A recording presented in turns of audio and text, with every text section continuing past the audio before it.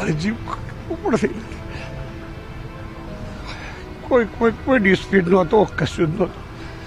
અગાઉ પણ એના પપ્પા કેન્સરમાં ગુજરી ગયા હતા.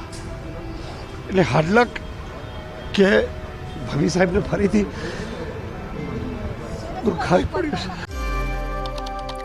અમદાવાદના જજીસ બંગલો રોડ પર એનઆરઆઈ ટાવરમાં કોંગ્રેસ નેતા શક્તિસિંહ ગોહિલના ભત્રીજા આત્મહત્યા કેસમાં ભાજપના નેતા જયરાજસિંહ પરમારનું હૃદયદાવક નિવેદન સામે આવ્યું છે. શું છે સમગ્ર મામલો, તેની વિગતે વાત કરશું. નમસ્કાર, હું છું પ્રથમ મોદી, આપ જોઈ રહ્યા છો નિર્ભય ન્યૂઝ. અમદાવાદના જજીસ બંગલો રોડ પર એનઆરઆઈ ટાવરમાં કોંગ્રેસ નેતા શક્તિસિંહ ગોહિલના ભત્રીજા યશરાજસિંહ ગોહિલ એ રિવોલ્વર ફેરવતા સમયે પત્ની રાજેશ્વરી ગોહિલના ગળામાં તેમને ગોળી વાગી ગઈ હતી અને જે બાદ તેમણે પોતાની જે બંદૂકથી પોતે આત્મહત્યા કરી લીધી હતી. જે બાદ આ મામલે પોલીસ તપાસ કરી રહી છે. પરંતુ આ બધાની વચ્ચે હવે અત્યારે ભાજપના નેતા જયરાજસિંહ પરમારનું હૃદયદાવક નિવેદન સામે આવ્યું છે. પહેલા સાંભળી લઈએ તેમણે આ વિષયમાં શું કહ્યું. વિસાગર હતો અને મને આ ઘટનાની ખબર પડી કે ભત્રીજાને આવું થયું છે, પણ ફેમિલીમાં આવું કંઈ હતું નહીં. મારી જાણ મુજબ તો હમણાં તો પાછા ફરવા બી જવાના હતા. 3 દિવસ અગાઉ તો મને મળ્યા છે એટલે ખૂબ રાજાના દીકરા જેવો દીકરો. મારે જીવ ઉપર થઈ કોઈ ડિસ્પ્યુટ નહોતો, કશું જ નહોતું. અગાઉ પણ એના પપ્પા કેન્સરમાં ગુજરી ગયા હતા. એટલે હાડલક કે ભવી સાહેબને ફરીથી દુખાવી પડ્યું છે. મારા મામાના દીકરા છે થાય. એના પપ્પા બી નાની ઉંમરે ગુજરી ગયા હતા, કેન્સર હતું. આ સિવિલ હોસ્પિટલમાં નજર નહીં આવે, એમનો જીવ ગયો હતો. ફરીથી પડે હાડલક ખબર નહીં કોઈ ડેસ્ટિની એવી લખાઈ છે. બાકી મારી પાસે તો વિસાગર હતો અને મને આ ઘટનાની ખબર પડી કે ભત્રીજાને આવું થયું છે, પણ ફેમિલીમાં આવું કંઈ હતું નહીં. મારી જાણ મુજબ તો હમણાં તો પાછા ફરવા બી જવાના હતા.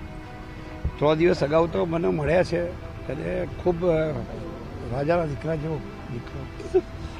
મારે જીવ ઉપર થઈ કોઈ ડિસ્પ્યુટ નહોતો, કશું જ નહોતું. અગાઉ પણ એના પપ્પા કેન્સરમાં ગુજરી ગયા હતા. એટલે હાડલક કે ભવી સાહેબને ફરીથી દુખાવી પડ્યું છે. મારા મામાના દીકરા છે થાય. એના પપ્પા બી નાની ઉંમરે ગુજરી ગયા હતા, કેન્સર હતું. આ સિવિલ હોસ્પિટલમાં નજર નહીં આવે, એમનો જીવ ગયો હતો. ફરીથી પડે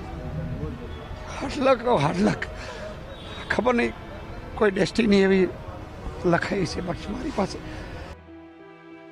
જયરાજસિંહ પરમારે રડતા રડતા જણાવ્યું કે ઘટનાની ખબર પડતા જ હું તાત્કાલિક ત્યાં આવી પહોંચ્યો છું. જયરાજસિંહે જણાવ્યું કે 3 દિવસ પહેલા જ તે યશરાજસિંહને મળ્યા હતા. અગાઉ પણ તેમના પિતાનું કેન્સરમાંથી મૃત્યુ પામ્યા હતા અને ખૂબ જ દુઃખ થાય છે કે દીકરા સાથે આ રીતની ઘટના બની છે. અત્યારે મારી પાસે બોલાવવા માટે કોઈ શબ્દો નથી, જેવું જયરાજસિંહનું કહેવું છે. શક્તિસિંહના ઘરે જ તેઓ મોટા થયા હતા અને મારા મામાના દીકરાનો ભાઈ થાય છે, તેમનો ભત્રીજો થતો હતો. જેથી ખૂબ જ તેમને દુઃખ થઈ રહ્યું છે.